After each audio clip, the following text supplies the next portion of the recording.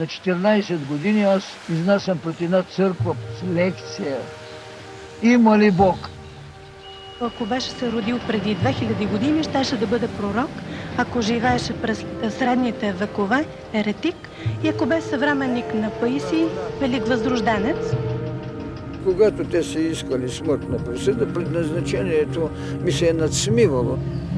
Битието ви е давало основание да създадете мирови идеи.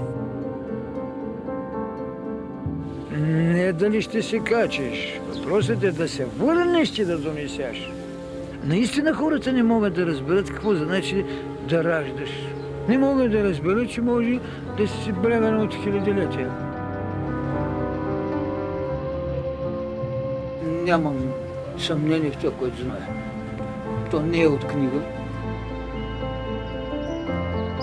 Светът ще трябва да съблече своя отживял в актуалности свой път.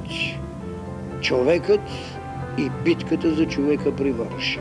Започва битката за извеждане Бога от човека, онова дихание, което Отца сложи в Адама.